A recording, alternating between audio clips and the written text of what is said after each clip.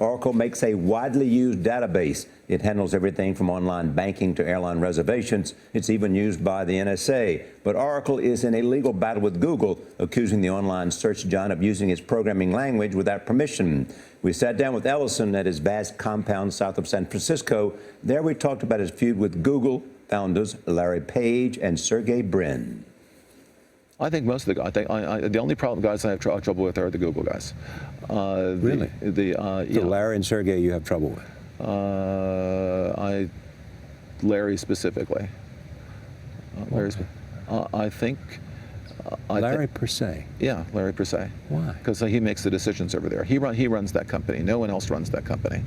And they decided, let me be very clear, when you write a program for the Android phone, you write it, you use the Oracle tool, or Oracle Java tools for everything. And at the very end, you press a button and said, convert this to Android format. We don't compete with Google. We don't do anything Google does. No. We just think they took our stuff and that was wrong. That's a completely separate issue. But I mean, you think they're evil? I think what they did was absolutely evil. And you blame Larry Page? 100% Larry Page. So if what they did is evil, that makes Larry Page evil? No, it makes what he did evil, which is quite different. And I know his slogan is "Don't be evil." Exactly, that's what I'm talking about. And I think he slipped up this one time. But so he's a good guy, except this one time when he. This really bothers me. I don't see how he thinks you can just copy someone else's stuff. It really bothers me. Let's talk about Steve Jobs. Yeah, my best friend for 25 years. What is it about him? We recognize the fact that he loved Apple, he wanted to make Apple great, and he did. But what was it about him that enabled him to do it other than he worked hard? He was brilliant. I mean, he was our Edison. He was our Picasso. He was an incredible inventor. So what happens to Apple without Steve? Well, we already know. What? We conducted the experiment. I mean, it's been done. We saw Apple with Steve Jobs. We saw Apple without Steve Jobs. We saw Apple with Steve Jobs. Now, we're going to see Apple without Steve Jobs. So you're shorting Apple? I'm not shorting Apple. I think I like Tim Cook. I mean, I think there are a lot of talented people over there. You just but Steve said is to me, irreplaceable. Apple is going down without Steve Jobs. That's exactly what you said. Yeah, Apple is going down without Steve Jobs. Okay, I'll say it publicly. He's irreplaceable. Yeah, I don't see how they will not be nearly so successful because he's gone. Did you watch him die? Close. Well, was I there at the last month? Did you watch him go through this? I saw. I would describe. I would go over there all the time, and the walks. We always would go for walks. We'd always go for walks, and the walks just kept getting shorter until near the end we'd kind of walk around the block, or maybe 4 blocks, something like that, and you just watched him getting weaker. And this is the strongest guy I knew. This was absolutely the strongest, most willful person I have ever met. And after 7 years, the cancer even wore him out. And that was what it was. He was just tired of fighting, tired of the pain.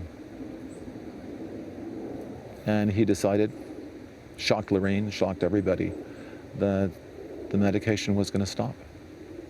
He just pulled off the meds, I think on a Saturday or a Sunday, and by the following Wednesday, he was gone. If you love someone, it's hard to see them do that, although it's their choice. Yeah, it had reached the point where he was definitely suffering. There's just so much pain. There is no other Steve Jobs. No.